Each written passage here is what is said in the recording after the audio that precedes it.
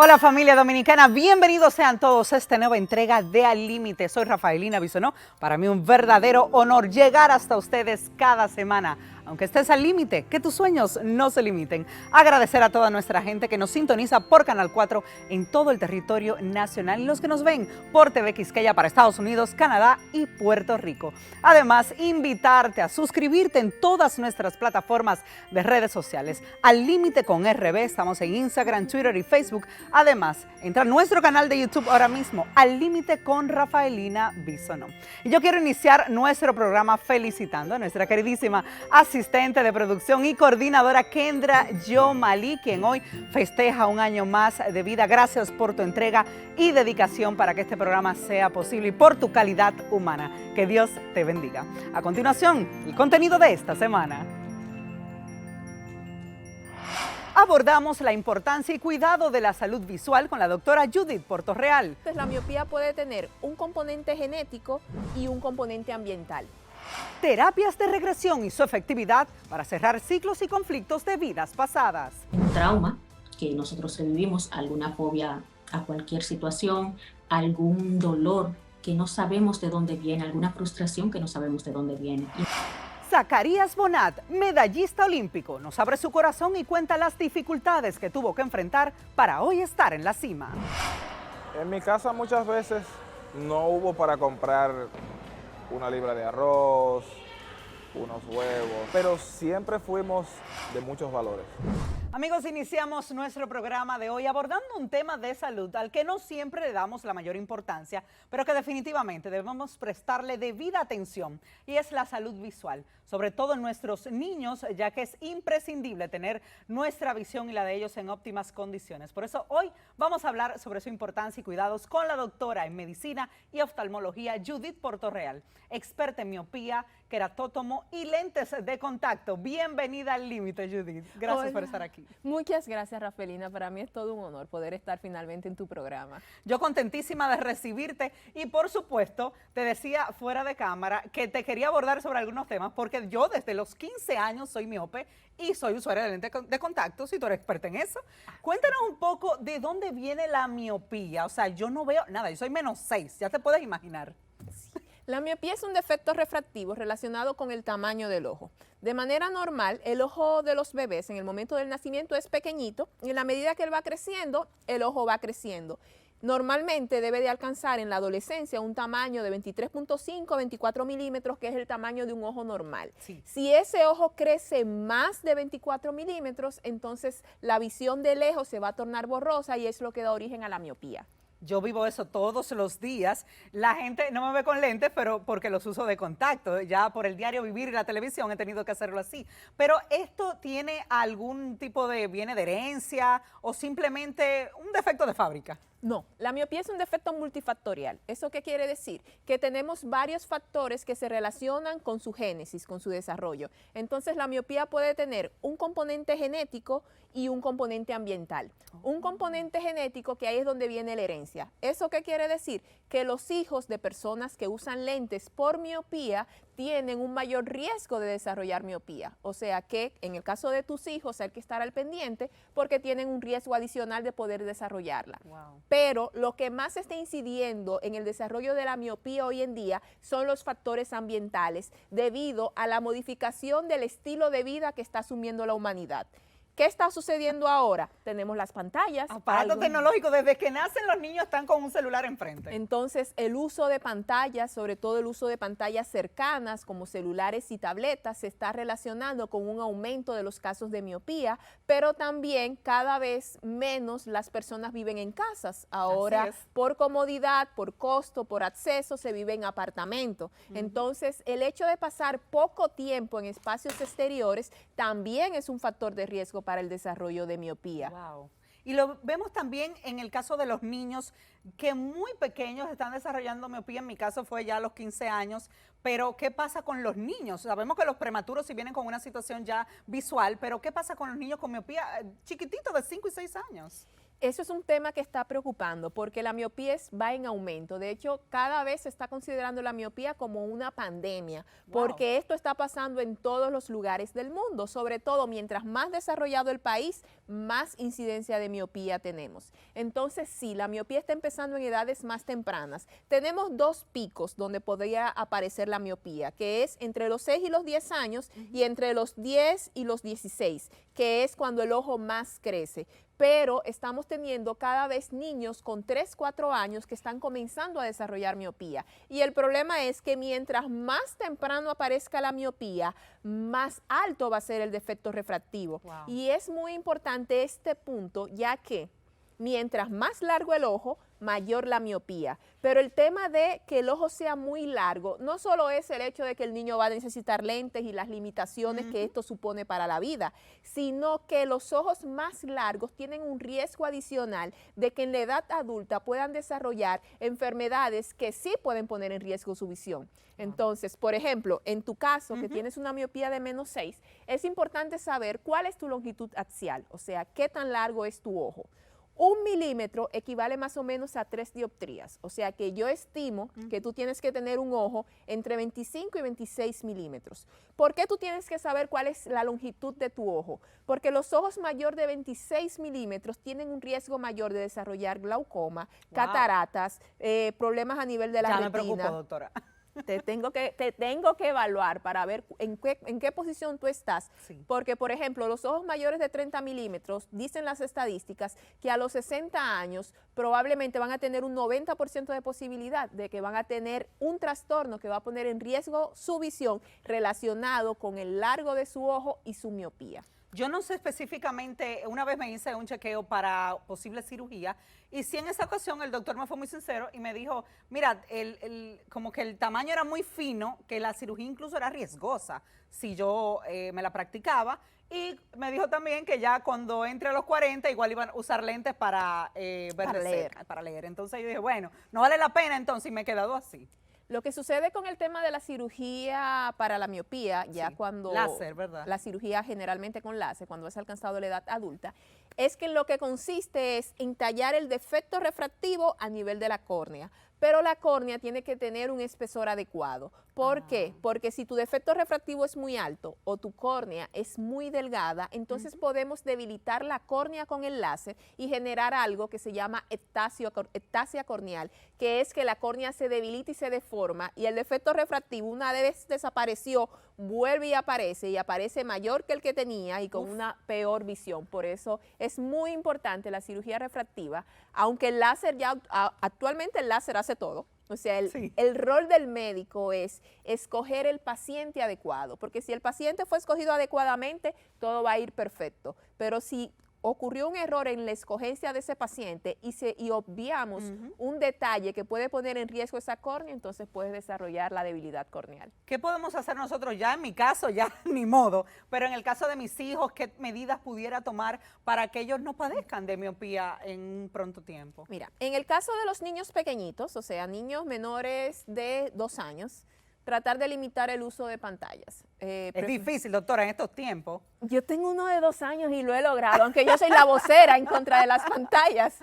Pero, o sea, tratar de niños menores de 2 años, no pantallas, para que su sistema visual se pueda desarrollar adecuadamente. Ya en niños mayores, y tratar de aumentar el tiempo de nuestros niños en parques y jugando al aire libre.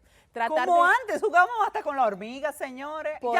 Por eso la incidencia de lentes era menor antes. Claro. Ya en niños más grandes, por ejemplo, a los 4 años, ya un niño debería de realizarse un estudio llamado longitud axial, una biometría. ¿Para qué? Para medir ese ojo y ver a qué ritmo ese ojo va creciendo. ¿Por qué? Porque si tenemos un niño de 4 años con un ojo que ya tiene el tamaño de un niño de 6 o de un niño de 7, es un niño que probablemente va a desarrollar miopía. Sí. Si ya tenemos un niño que comenzó a desarrollar miopía, entonces hay que intervenirlo, hay que tratarlo. Hoy en día tenemos herramientas que antes no teníamos, y es que la medicina ha avanzado y ya podemos intervenir, tratar y frenar lo que es la progresión de la miopía. Entonces, un niño con miopía hay que tratarlo porque mientras más temprano intervengamos, mejor efecto vamos a tener. Y por ejemplo, en tu caso, que tienes una miopía de -6, puede que hoy en día, si hubieses recibido tratamiento, Claro. tuvieses una miopía de -2 o de -3. Yo empecé en -50 y mira por dónde voy. Claro, fue a los 15 años, ya hace unos añitos de eso, no mucho. Doctora, pero el tema de los lentes de contacto, o sea, le digo, desde que me levanto me los pongo hasta las 11 de la noche, todos los días. ¿Qué cuidado debemos tener nosotros que, por ejemplo, en mi caso, trato de no usar tanto espejuelos porque las luces se reflejan en la televisión y demás? ¿Qué cuidado debemos tener? Mira, básicamente para usar lentes de contacto hay que seguir 3 reglas básicas. Lavarse las manos antes de ponerlo y quitarlos, no dormir con ellos y no entrar a espacios contaminados con ellos como piscinas o playas. Siempre que sigas esas reglas básicas podrás utilizar lentes de contacto toda la vida y probablemente nunca vas a tener un inconveniente con tus lentes. En el momento que comenzamos a saltarnos las reglas de los lentes de contacto, aparecen las complicaciones. ¿Y cuál es la mayor complicación, la más temida que podemos tener? Una infección a nivel de la córnea, que puede poner en riesgo tu córnea y tu visión. Una vez tuve una úlcera porque dormía con ellos. O sea, que sé perfectamente lo que debo hacer y qué no. ¿Recomienda los blandos o los lentes de contacto duros? Depende de las características del paciente. O sea, la primera opción siempre serán lentes blandos. ¿Por qué? Porque es la más económica, es la más accesible. Ahora bien, también tenemos, si el paciente tiene una miopía muy alta o si tiene una miopía relacionada con una enfermedad, como por ejemplo los pacientes con queratocono, que suelen desarrollar miopía y astigmatismo, para ese tipo de pacientes, los lentes blandos no aplican, sino que necesitan lentes duros. Pero dentro de los lentes duros tenemos diferentes generaciones de lentes duros. Entonces se recomiendan lo que son los lentes. Nosotros recomendamos los lentes esclerales, que son los más cómodos y lo que representa menor riesgo para el paciente.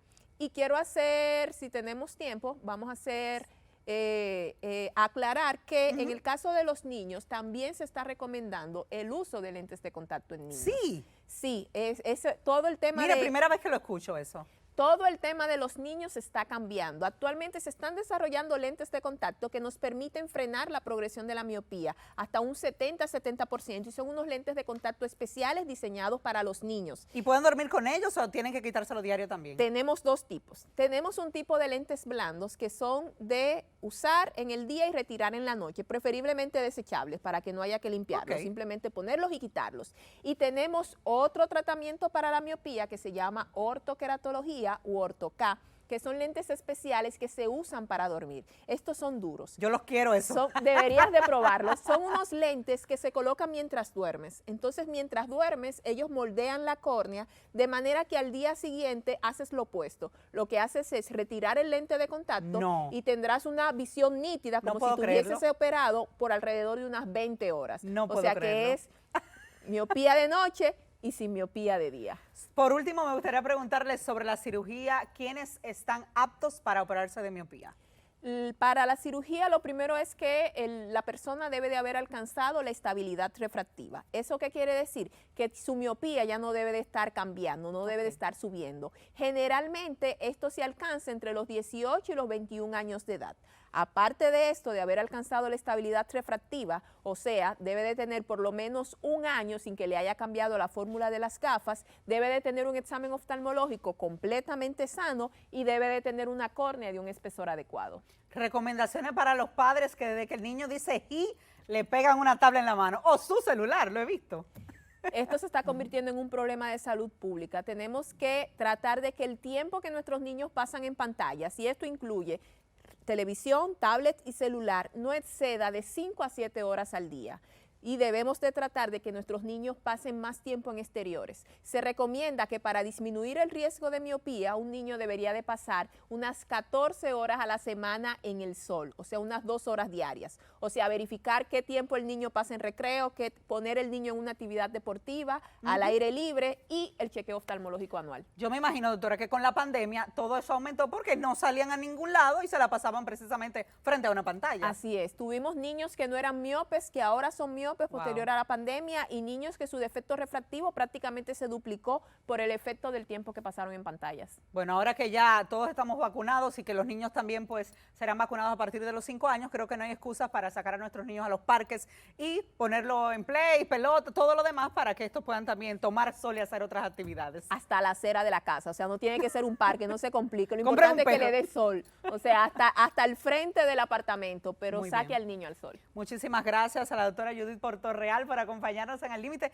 y darnos esas interesantes pues intervenciones que muchas veces los padres no estamos conscientes de eso. Yo sí, porque lo vivo todos los días, o sea, yo me levanto en la nada, yo no puedo caminar un paso porque lamentablemente tengo ese caso de la miopía, pero qué bueno que puede darnos estas aseveraciones para que no cometamos el mismo error nuevamente. Gracias por acompañarnos, doctora. Señores, nos vamos ahora a nuestra primera pausa. Al regreso en Al Límite, conoceremos sobre las terapias de regresión. ¿Lo ha escuchado? Bueno, hablaremos sobre su efectividad para cerrar ciclos y conflictos de vidas pasadas. Ya veamos. Un trauma que nosotros vivimos, alguna fobia a cualquier situación, algún dolor que no sabemos de dónde viene, alguna frustración que no sabemos de dónde viene.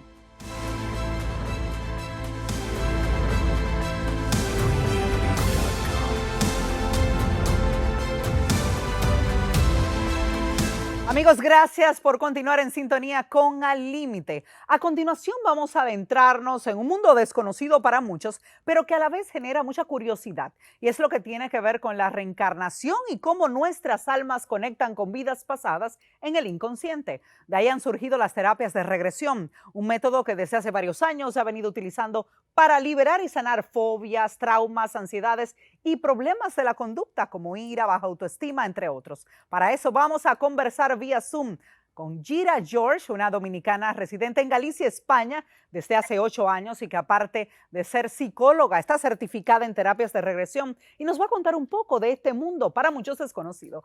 Adelante, bienvenida al Límite, Gira. Gracias por acompañarnos. Gracias, Rafaelina. ¿Cómo están? Gracias a ustedes, de verdad. Muy bien, contenta de conectar contigo y que nos cuentes un poco de esto que de verdad es poco conocido para algunos. Cuéntanos qué son las terapias de regresión y para qué sirven. Bueno, pues te cuento, la verdad es que sí es bastante desconocido, incluso en Latinoamérica. Y mira que yo soy dominicana, pero no hay muchos profesionales en el área. ¿Qué podría decirte? La terapia de regresión es simplemente ir al inconsciente y desde ahí cerrar ciclos y trabajar algunas fobias o algunas situaciones que no le encontramos lógica en esta vida. A veces pensamos en un trauma que nosotros revivimos, alguna fobia a cualquier situación, algún dolor que no sabemos de dónde viene, alguna frustración que no sabemos de dónde viene. Y es simplemente ir directamente al inconsciente y trabajarlo desde ahí, cerrar el ciclo desde ahí. Muchas veces puedes hacerlo en esta misma vida, anteriormente puedes hacerlo en el vientre materno, antes de nacer, y puedes hacerlo en otra vida. No es expresamente que vas a ir a una vida pasada, puedes hacer cualquiera de los 3 tránsitos, por decirlo de esa manera. Me gustaría saber cómo nace en ti esa necesidad de ir más a fondo ya como psicóloga, cómo te adentraste a este mundo, cómo supiste del tema y dónde te capacitaste. Mira, hay 3 situaciones que me hicieron a mí hacerlo. Primero, desde niña, yo hablé muy pronto, muy rápido, y tengo recuerdos de muy pequeñita, que mi madre incluso dice que ya no entiende cómo yo recuerdo esas cosas. Pero es que yo, después de que me certifiqué, me di cuenta que yo estaba recordando, después del vientre materno, estaba escuchando todo, y mi inconsciente lo iba guardando, y por eso lo comentaba. Otra cosa es que yo tenía unas fobias un poco extrañas. Por ejemplo, no podía tocar las monedas, al ladrido del perro. O sea, situaciones como esa que el día a día a mí me afectaban bastante, aunque no lo demostraba. Y o sea, que empezó por algo personal. Exactamente, de manera personal que me pasaba eso. Y las personas cercanas a mí me relajaban porque yo escuchaba un perro ladrar y yo me mareaba literalmente. Wow. O las monedas, que si 1 peso, 5 pesos, que ni de relajo podía tocarlas. ¡Pero ese dinero! No. Mi hermano, cuando quería molestarme de alguna manera, se ponía las manos llenas de peso y me las pegaba. Ay, Dios mío, yo me pasaba el día entero bravo. ¿Y pudiste descubrir que esto venía de una fobia pasada, algún trauma? Sí, exactamente. La de los perros fue en esta misma vida, que era muy pequeñita, tenía más o menos 1 año o algo así. Yo estaba parada en una ventana y un perro de la vecina se levantó y me hizo ¡wow! Y me ladró muy cerca de la cara. Yo quedé prácticamente catatónica, pero desde ese momento no pasó nada. Era una niña de 1 año que lloró y ya está. Wow. Y los de las monedas sí fuimos, pues eso lo hice en certificación, a una vida pasada donde yo había robado. Eran los años 1700 o algo así, y yo había robado unas monedas y por eso me crucificaron. Tú dices eso y nos quedamos estupefactos, o sea, ¿te crucificaron? Sí, me colgaron públicamente, justamente por eso, por haber robado las monedas, y me lo repetían: no se roba, no se roba, eres un ladrón. Era hombre, eres un ladrón. Entonces en mi inconsciente lo que quedó fue eso, y yo literalmente no podía tocar las monedas.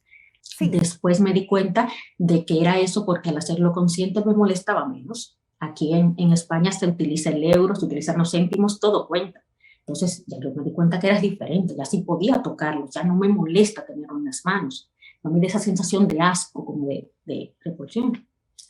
Y una tercera cosa fue que mi niño mayor, que tiene ahora 6 años, comenzó a recordar otras cosas. O sea, de repente él le entraba un pánico porque no podía ir al garaje, yo no podía entrar al vehículo porque había un vehículo rojo frente a nosotros. Y yo veía que le daba ese pánico, pero ¿qué pasa? ¿Qué pasa? Muchas veces tenía que sacarlo por la puerta principal y no por el garaje. Hasta un día que me quedé con él, llegó ese vehículo y él se puso mal. Y cuando le pregunté, me dijo: es que no quiero que me mate otra vez. Wow. Entonces, ¿cómo que te mate otra vez? Y por ahí comencé a hablar con él y fue dándome detallitos que él recordaba desde los 5 años, cosas que nunca había experimentado. Entonces ahí yo dije: aquí hay algo pasa, y comencé a investigar. Entonces cuando investigué fue que me encontré con una persona con la que pude certificarme. Pero yo también cabe decir que antes había leído a Brian Weiss y muchos de esos libros que te hablan sobre este tema, pero nunca había encontrado a nadie que realmente pudiera enseñarme o pudiera trabajarlo o que me pudiera hacer a mí una terapia. En tu Y caso yo dije, pudiste no. superar esas fobias, pero ¿cuál ha sido ya tu experiencia con consultantes, personas que llegan a ti? ¿Cuáles han sido los resultados? Es que perfecto, muchos de ellos vienen con traumas como eso. Algunas veces son, mira, hay uno que me llamó mucho la atención, es una chica con una autoestima bajísima. Ella todo el tiempo me dice: es que soy muy fea, es que soy muy fea, y realmente no, es físicamente muy linda. Wow. Y dice: es que soy muy fea, soy muy fea. Cuando entramos, fuimos cuando ella todavía estaba en el vientre de su madre. Se sentía literalmente, tú puedes somatizar en el cuerpo lo que estás viviendo. Entonces, inmediatamente ya nació, que se le entregaron a su madre en tono de gracia comentó: pero qué fea. O sea, lo hizo simplemente por el comentario, pero qué fea. Pues subconsciente quedó ese comentario. Wow. Y toda la vida la niña recordaba eso, hasta ese momento que liberó y dijo: Dios mío, es que eso era lo que yo recordaba. A partir de ahí su vida cambió de una forma impresionante. Y así muchos casos que también puedes irte a otras vidas donde recordabas cosas que tú dices: pero es que esto no es mío. Y en esta vida, ya al tú hacerlo consciente, como que liberas todo. Gira, cuéntanos cómo es la terapia, porque muchos pensarán, bueno, te van a hipnotizar, tú no vas a saber de ti. Aquí hay un hipnotizador que es bastante famoso, que la gente luego no recuerda nada de lo que hizo. ¿Cómo son estas terapias y quién necesita estas terapias? ¿Cuántas hay que hacer para sanar? Mira, no es hipnosis. Existe la hipnosis, pero por ejemplo en la terapia de regresión, en mi caso, no. Okay. Yo utilizo la relajación.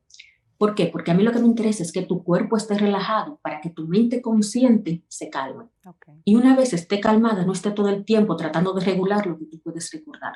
Entonces, una vez está calmada, yo entro, o sea, la persona y yo, el consultante en este caso, entramos al inconsciente y podemos ver. Recuerdas todo. Claro que si no pierdes la conciencia en ningún momento, porque yo tengo la creencia de que la idea es que tú seas quien lo sane. No tiene ningún chiste que tú vayas con una persona con el respeto a las personas que lo practican, porque por supuesto que sí, claro, tiene sus resultados, pero en mi caso yo no le encuentro la lógica, porque ¿qué tiene que tú vayas, te hipnoticen, te hagan una reprogramación y vuelvas como nueva? Si después no recuerdas qué fue lo que pasó. La idea es que tú vivas la experiencia y tú seas consciente de qué fue lo que pasó para que la puedas trabajar tú mismo. Inmediatamente cuando vuelva a pasarte algo similar, recuerdes de dónde viene y que no es algo que tú tienes de esta vida ni que programaste en esta vida. ¿Me explico? Gira, ¿está contraindicado para algunas personas o todo el que tenga algún trauma, alguna fobia, puede recurrir a este método? Ahí está contraindicado, por supuesto, para personas con Alzheimer, porque es que no tienes cómo controlar que esta persona te diga realmente lo que recuerda o no. Y para personas con esquizofrenia. ¿Qué pasa con esto último? Que en mi caso yo sí he tenido 2 consultantes con la patología, con esquizofrenia, y los 2 fue una cosa impresionante porque ambos pudieron saber desde dónde le vino ese trauma. El más reciente, uno de ellos, es que participó en una guerra tan cruel, que él mismo decía, yo no voy a volver a recordar, yo no quiero volver a hacer esto. Y él lo que hacía era, al momento de la esquizofrenia, como que revivía ese momento, porque su alma, su muerte fue tan trágica que él la recordaba. Y mira, Rafaelina, es que eso hace como 3 meses, y él tenía que ir 2 veces a la semana a psiquiatría, y de ahí no ha vuelto. Dice, es que ya no lo necesito, porque es que ya yo dejé eso en esa vida, ya yo sé que morí, soy consciente de qué pasó y quedo allá. Entonces, cada profesional en eso también lo maneja. Yo hasta ahora creo que solamente para personas con Alzheimer, porque no tienes cómo controlar la terapia o lo que te dice. El tema de los resultados, o sea, gente que me imagino que incluso ha recurrido a ritos religiosos o también a la misma psiquiatría para salir de esos traumas que tienen, tal vez incluso existenciales. O sea, ¿han logrado en 1 o 2 terapias resolver ese problema? Sí, porque la idea es ser consciente de lo que pasó, ser consciente de lo que te lo detonó. Entonces, una vez lo haces, respiras y sabes que no es algo que tú vas repitiendo, sino que tuvo un origen y el origen lo cierras. En sesión, yo me encargo, por ejemplo, de cerrarte el ciclo, es decir, te das cuenta de lo que sientes, es la misma sensación que sientes ahora. Sí, pues, ¿ves? No fuiste tú que lo creaste, no fue un evento en esta vida, simplemente en ese momento te pasó, lo bloqueaste porque era muy doloroso y lo estás somatizando en el cuerpo y ya está. Pero sí, en 1 o 2 terapias puedes hacerlo perfectamente. Hay situaciones que pudieran pues resolverse, como incluso la obesidad, bloqueos económicos. ¿Cómo es esto? Cuéntame, ¿cuáles son esas cosas que nos puede liberar de alguna manera estas terapias de regresión? Sí, por ejemplo, en la obesidad he tenido varios consultantes con este tema y muchos de ellos vienen simplemente por eso, porque vivieron otras vidas. Me ha pasado que en otras vidas fueron personas que murieron de hambre. La más reciente fue que murió de hambre y su alma, como murió de una forma tan extraña, tan triste, volvió a repetir y volvió a morir de hambre.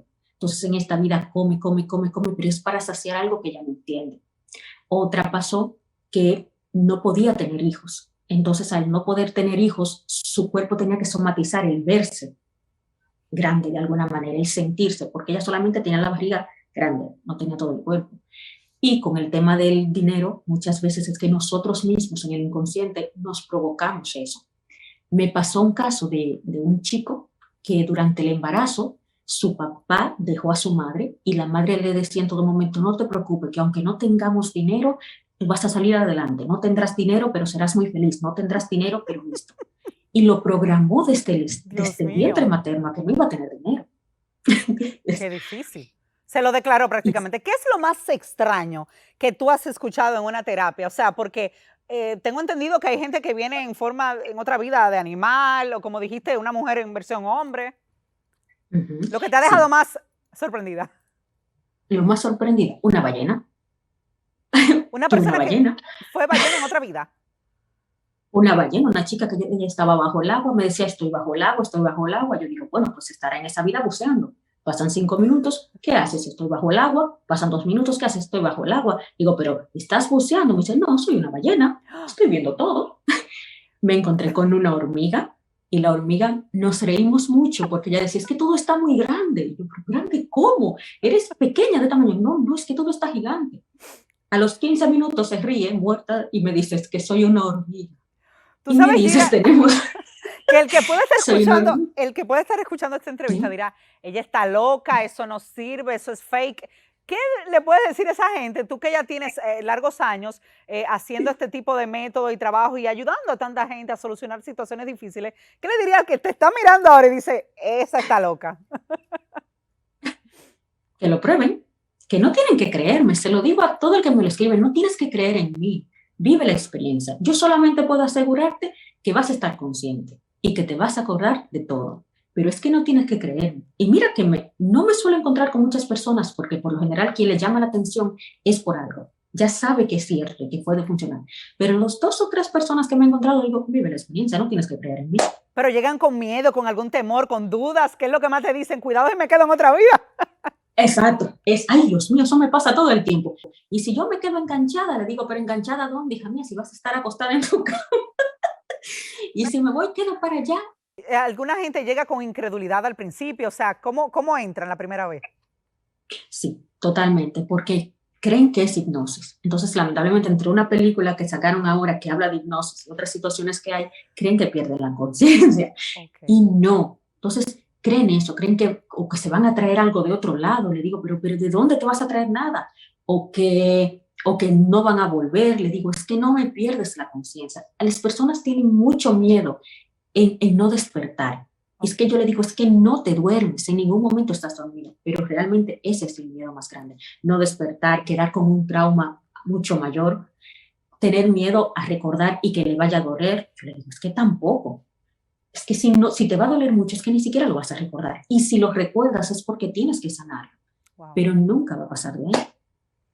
¿Interfiere, Gira, esta técnica con las creencias religiosas? En mi caso, yo soy cristiana. Hay gente que dice, no, eso es de brujería, o esto no tiene nada que ver con religión. No tiene nada que ver con religión. Mira, yo soy cristiana católica, soy practicante.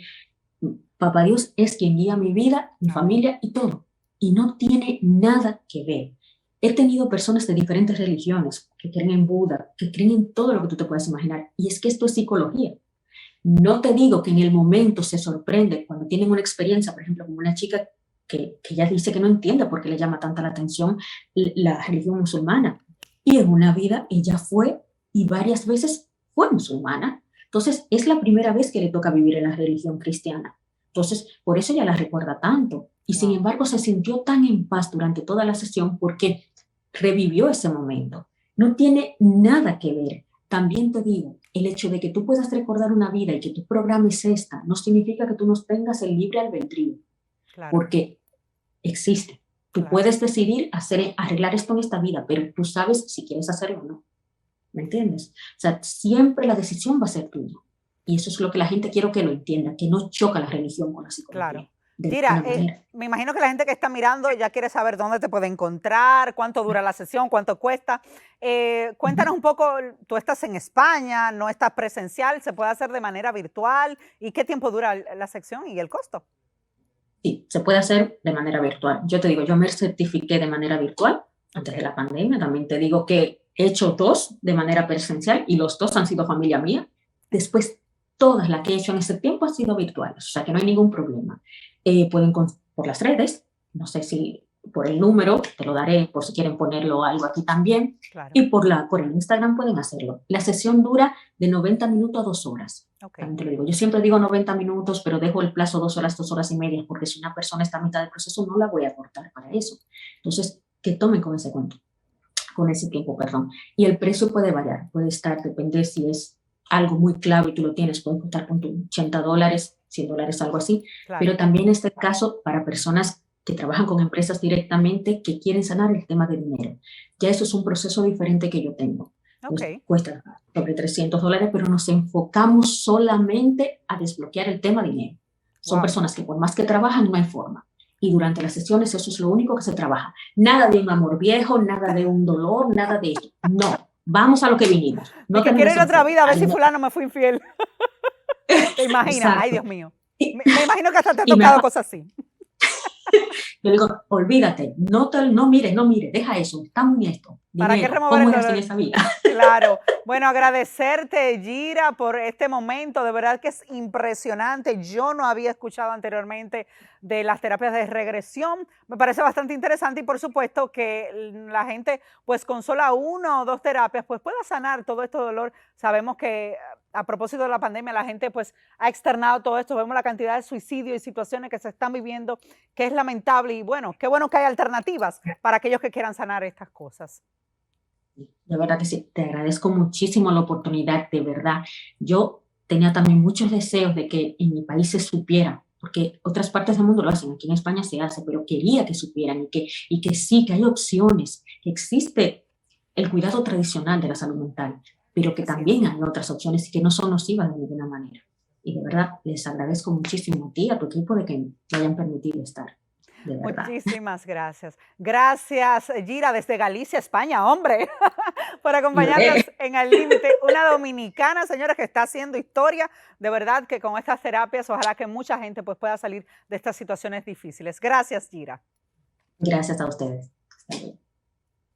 Amigos, nuevamente nos vamos a la pausa. Al regreso en Al Límite, medallista olímpico Zacarías Bonat cuenta las dificultades y carencias que vivió para estar hoy en la cima. Ya regresamos.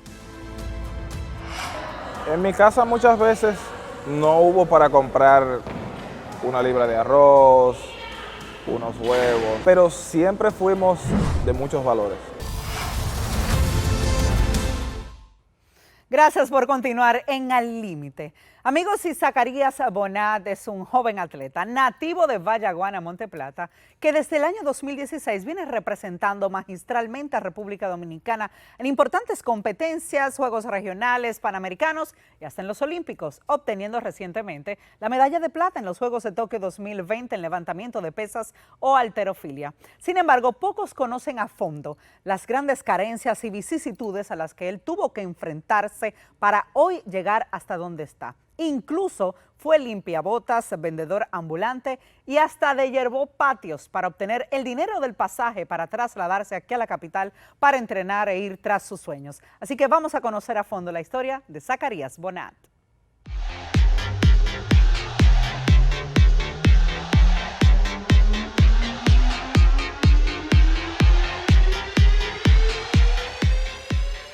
Así es, toda nuestra gente de Al Límite. Aquí estoy directamente desde el Parque del Este en el pabellón de halterofilia con nuestro campeón en los Juegos Olímpicos, Zacarías. Muchísimas gracias por acompañarnos. Bienvenido al Límite. Muchas gracias por esta invitación a su programa y por compartir mi historia y especialmente por celebrar este logro que fue tanto mío como de ustedes. Muchas gracias, de verdad. Así es, Zacarías, estamos muy orgullosos de ti. Cuéntanos, yo quiero irme un chin más para atrás porque todos conocemos ahora tus logros, pero quiero irme más atrás. Ese Zacarías que quería jugar una disciplina deportiva, pero no estaba seguro de qué hacer.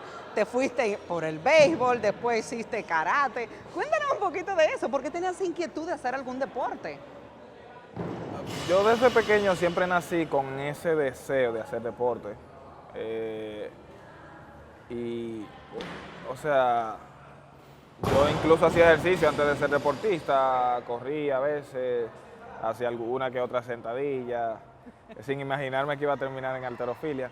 Luego más adelante decidí probar varios deportes, probé béisbol, taekwondo, lucha olímpica, karate y por último me quedé en pesas.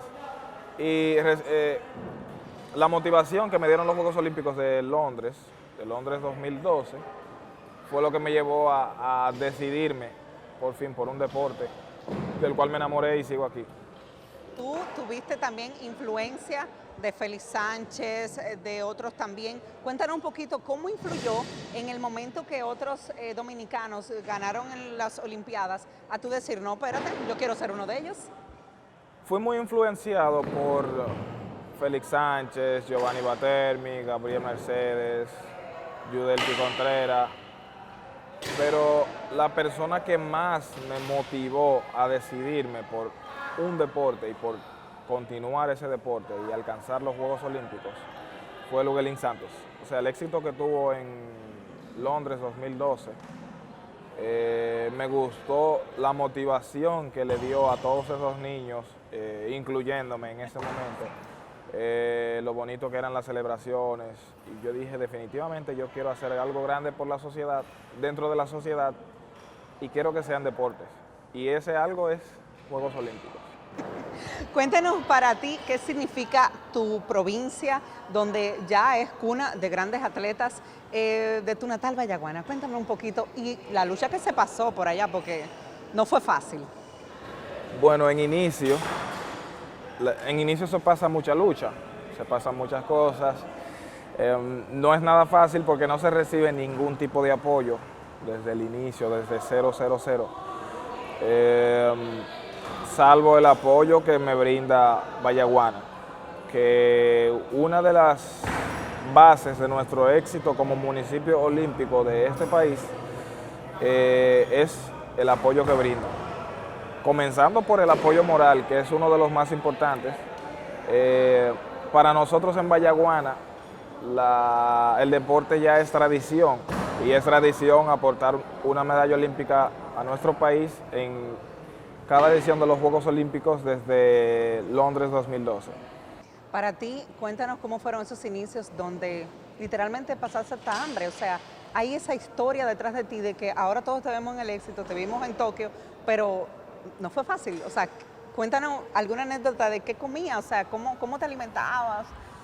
Fue bien difícil al principio porque en ocasiones no tenía ni siquiera cómo alimentarme, o sea, comía algo cada 24 horas y a veces casi cada 48 horas, y aún así seguía entrenando y me tocaba estudiar también.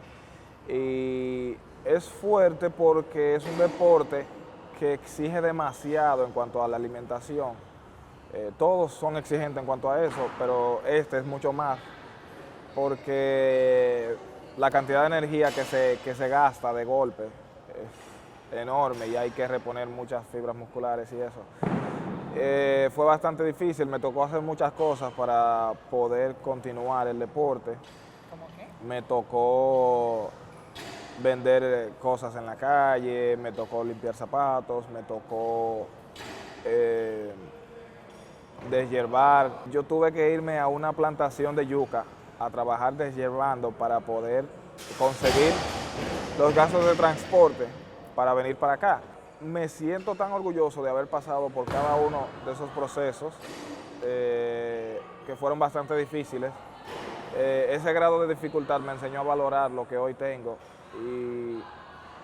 y a valorar mi historia y a querer compartirlas con otros para que se motiven a seguir avanzando, no importa lo difícil que sea. Bueno, mi padre era agricultor y hasta ahora, y mi madre ama de casa y hasta ahora también. Fue difícil para ellos verme entrenando y a veces no tener pasaje para venir para acá. Yo incluso a veces ni les pedía nada porque yo sabía de la situación en la que estábamos y simplemente me limitaba a tratar de buscar la forma de por mi vía conseguir las cosas, porque ya el esfuerzo que hacían ellos para conseguirnos el pan de cada día era enorme y a veces ni se conseguía porque simplemente nos levantábamos y no había nada. ¿Tus padres algo sí te inculcaron, aunque no tenían tal vez los mayores recursos para ti, pero sí algo que te dieron en demasía fue a valorar el amor a la familia, el amor a Dios? Cuéntanos un poco de todo eso que te inculcaron tus padres, que es lo que te hace hoy un hombre totalmente humilde y llano, y que has valorado lo que es la vida y tu carrera.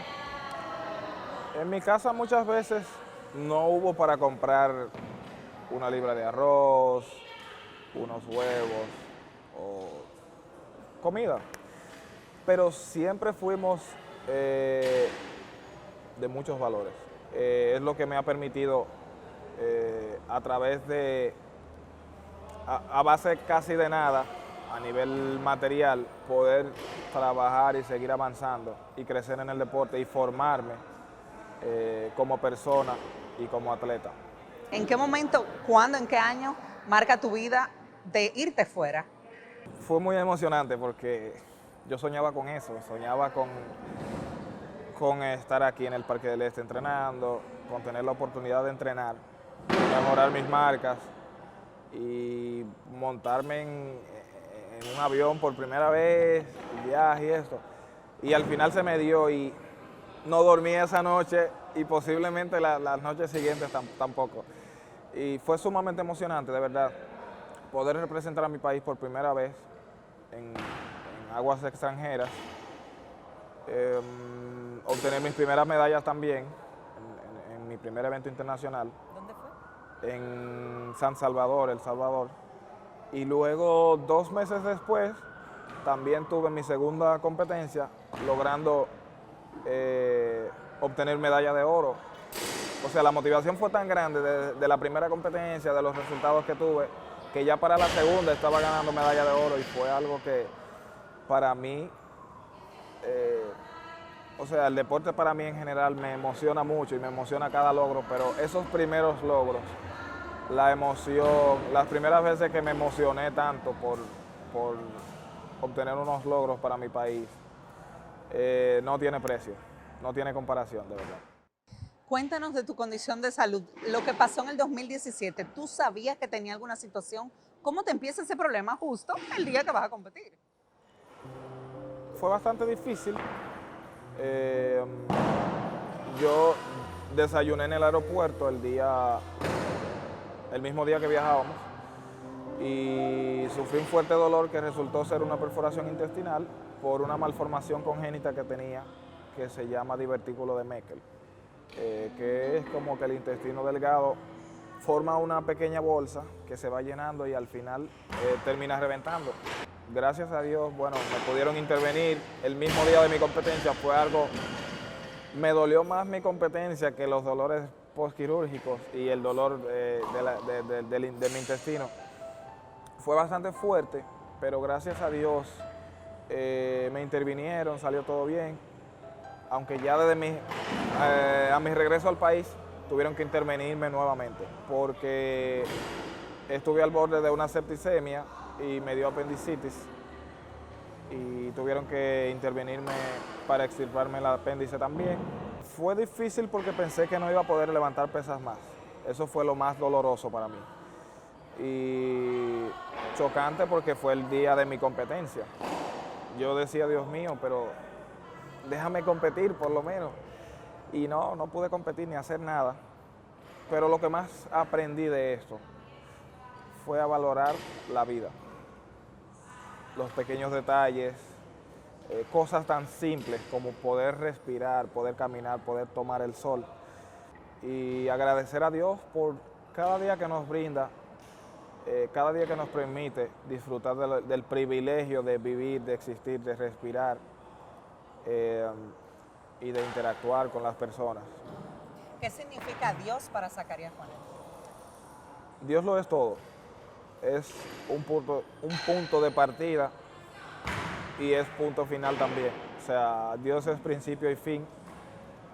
Para mí Dios es la base de la vida de todo ser humano. Medito mucho, la meditación, la oración, conectarse con uno mismo es muy importante. Uno de mis puntos más importantes en el deporte, una de las bases de mi éxito es la capacidad de conectarme conmigo mismo para ser preciso en lo que hago dentro de la plataforma de levantamiento de pesas. Y definitivamente hay que tener mucha fe en Dios y fe en sí mismo, dejar todo en manos de Él y el éxito está garantizado. El día que competiste, has dicho en otras entrevistas que estabas no tan bien físicamente, pero sí mentalmente. ¿Cómo se logra esa ecuación? Físicamente tenía muchas lesiones. De hecho, no pude llegar óptimo a mi 100% a Tokio. Que de haberlo hecho podría ostentar la medalla de oro. Fue difícil porque tuve muchas lesiones, espalda, rodillas, codos, pero mentalmente yo estaba al 100%, más del 100%. O sea, yo dije, bueno, esta es mi oportunidad de darlo todo, de hacer esto por mí, de aprovechar la oportunidad que Dios me da de estar en unos Juegos Olímpicos, de hacer esto por mí, por mi país, por mi familia y por todas esas personas que han hecho su aporte para que yo esté aquí hoy en día. Lo primero que hiciste fue besar las pesas, arrodillarte. Cuéntanos de ese momento, ¿qué te pasaba por la cabeza? Lo primero que me pasó en la cabeza fue, bueno, lo logré. Y en ese momento sentí tantas emociones juntas. El amor que siento por el deporte, por las pesas, el agradecimiento que siento con Dios, con mi país, con todas las personas que han hecho su aporte para yo llegar hasta donde estoy, que me salió del alma besar las pesas Y ese beso es no solo para las pesas, es para todas esas personas que han colaborado que han hecho lo posible que yo llegara hasta aquí. Cuando miras atrás, el Zacarías que pasó tanta hambre, trabajo, que no tenía pasaje, después fuiste incluso gratificado económicamente, dices, wow, valió la pena. O sea, ¿qué piensas cuando miras tu antes y tu después? Si existe la reencarnación y reencarno, volvería a hacer lo mismo, volvería a ser pesista. Me siento sumamente agradecido. Las palabras no encontraría, o sea, por muchas palabras que hayan para expresar agradecimiento, creo que no va a ser suficiente, aunque las utilice todas. Tú estás fajado día a día. Cuéntanos un poco cuál es tu rutina ahora y por qué va ahora Zacarías. ¿Qué es lo que por qué vamos ahora? Desde que bajé del podio en Tokio, pensé en París 2024. Obviamente antes de París están Juegos Centroamericanos, Juegos Panamericanos y los distintos clasificatorios para llegar a París. Y para mí todos y cada uno de esos eventos son importantes, tan importantes como los Juegos Olímpicos.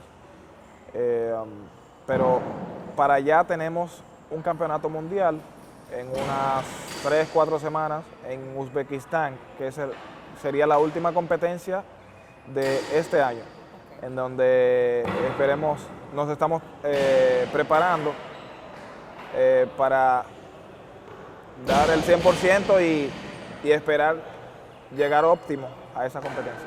¿Hay cosas que han tenido que ser relegadas de alguna manera para tú ir por tu sueño? El sacrificio más difícil para mí ha sido mi familia, tener que alejarme de mi familia por tanto tiempo para perseguir mis sueños. Y es un sacrificio que de todos los sacrificios que hago, para mí es hasta doloroso, es difícil. Pero es gratificante, tanto para mí como para mi familia. Los resultados que vienen después de esos sacrificios. Yo me siento orgulloso y satisfecho de mí y de cada uno de ellos.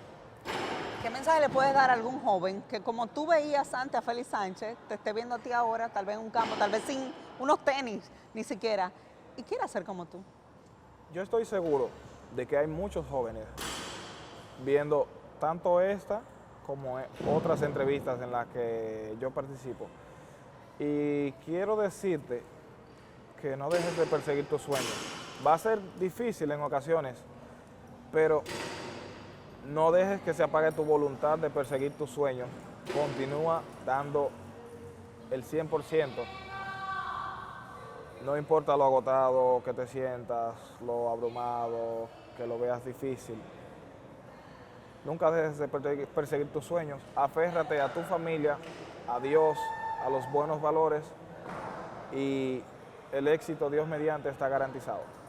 Bueno, agradecer a Zacarías Bonat por estar con nosotros en Al Límite, un verdadero orgullo dominicano. Estamos muy contentos por cómo nos has representado, por cómo te comportas, de verdad, que todo eso forma parte no solamente de ser gran profesional, sino gran ser humano. Y gracias por concedernos esta entrevista en Al Límite.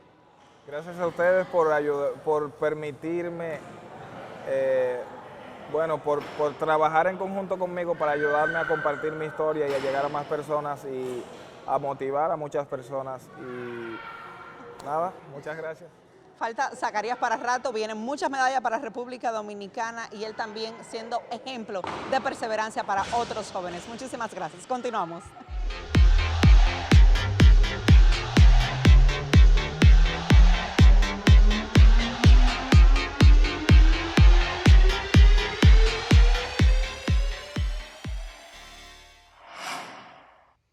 Amigos, sorprendente. Gracias, Zacarías, por abrirnos tu corazón para conocer un poco más de esa larga carrera de obstáculos y sacrificios que has tenido que enfrentar para hoy estar donde estás. Te deseamos lo mejor. Que Dios te bendiga. Amigos, de esta manera llegamos al final del límite. Gracias a ustedes por acompañarnos, los que nos ven cada semana por Canal 4 en República Dominicana y los de la diáspora por TV Quisqueya. Sigue nuestras redes sociales Al Límite con RB. Suscríbete a nuestro canal de YouTube para que puedas ver todo nuestro contenido. Aunque estés al límite, que tus sueños no se limiten. Será hasta la próxima. Que Dios les bendiga a todos. Bye, bye.